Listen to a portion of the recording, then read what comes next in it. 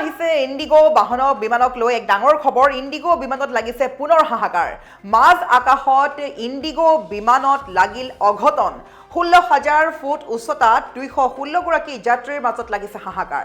কিয়নো মাজ আকাশত জৰুৰীকালীনভাৱে হঠাৎ ইণ্ডিগো বিমানে কৰিবলগা হৈছে অৱতৰণ। অতিকৈ ভয়ানক খবৰ, যেহেতু ইণ্ডিগো বিমানক লৈ পূৰ্বতেও আছে বিভিন্ন অভিযোগ। পূৰ্বতেও ইণ্ডিগো বিমানৰ বিভিন্ন খবৰ আহি পৰিছে, কাৰিকৰী বিজুতি ঘটে।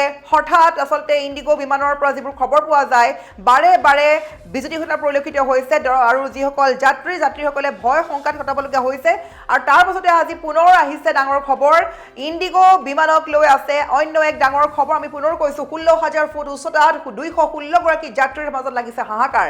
216গৰাকী যাত্ৰী আছিল বিমানখনত আৰু সেই বিমানখন 16,000 ফুট উচ্চতাত থকাৰ অৱস্থাতেই হঠাৎ লাগিলে কাৰিকৰী বিজুতিৰ বাবে জৰুৰীকালীনভাৱে অৱতৰণ কৰিবলগা হৈছে ইণ্ডিগো বিমানখনে। যাত্ৰীৰ মাজত লাগিছে অতি ভয়ানকভাৱে হাহাকাৰ। আমি সবিশেষ খবৰ লৈ আহিছোঁ। পুনৰ আহিছে ইণ্ডিগো বিমানৰ অঘটনৰ ঘটনা। মাজ আকাশত পুনৰ বিমানত ঘটিছে এক ভয়ংকৰ ঘটন। 16,000 ফুট উচ্চতাত 216গৰাকী যাত্ৰীৰ মাজত লাগিছে হাহাকাৰ।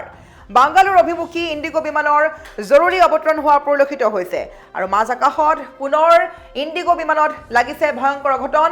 ইটোৰ পিছত সিটো ইণ্ডিগো বিমানক লৈ আহিছে ডাঙৰ খবৰ। পূৰ্বতেও বিমানৰ দুৰ্ঘটনাক লৈ সকলোৱে জ্ঞাত আৰু ইণ্ডিগো বিমানৰ পূৰ্বতেও আছে বহুখিনি অভিযোগ। কাৰিকৰী বিজুতি ঘটাক লৈ বিভিন্ন অভিযোগ আছে। হঠাৎ যিকোনো মুহূৰ্তত জৰুৰীকালীনভাৱে অৱতৰণ কৰিবলগা হৈছে। বিভিন্ন যাত্ৰীৰ মাজত লাগি যায় হাহাকাৰ আৰু পুনৰবাৰ সংঘটিত হৈছে বাংগালোৰ অভিমুখী এখন ইণ্ডিগো বিমানত লাগিছে হাহাকাৰ। কমেও 16,000 ফুট উচ্চতাত থকা অৱস্থাত 216গৰাকী যাত্ৰীৰ মাজত লাগিছে হাহাকাৰ। এইকাৰণে হাহাকাৰ লাগিছে, ধেমালি নহয়। 16,000 ফুট উচ্চতাত আছিলে বিমানখন আৰু যিখন বিমানত আছিলে 216গৰাকী যাত্ৰী। বাংগালোৰ অভিমুখী বিমানখনে জৰুৰীভাৱে কৰিবলগা হৈছে অৱতৰণ। বাৰাণসীত জৰুৰী অৱতৰণ ঘটিছে বিমানখন। আমি পুনৰ কৈছোঁ, বাৰাণসীত জৰুৰীভাৱে অৱতৰণ কৰিছে ইণ্ডিগো বিমানখনে।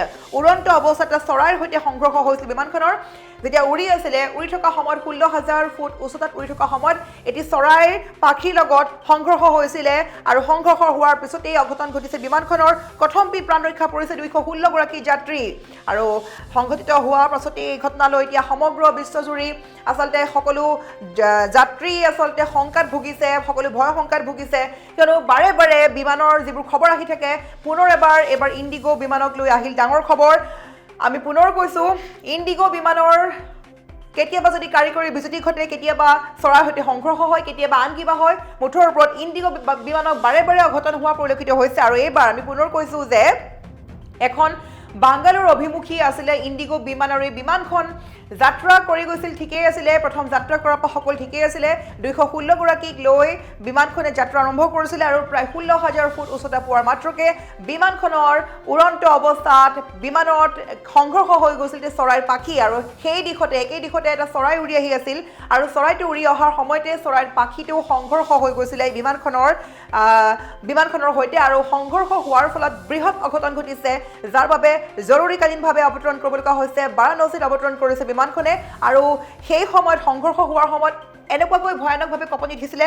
প্ৰত্যেকগৰাকী যাত্ৰীয়ে ভয়ৰ শংকাত ভুগিছে। 216গৰাকী যাত্ৰীৰ কথমপি প্ৰাণ ৰক্ষা পৰিছে। আমি পুনৰ কৈছোঁ, এবাৰ ইণ্ডিগো বিমান উৰন্ত অৱস্থাত থাকোঁতে এটি চৰাইৰ সৈতে সংঘৰ্ষ হৈছে আৰু সংঘৰ্ষ হওঁতেই ভয়ানকভাৱে অঘটন ঘটা পৰিলক্ষিত হৈছে।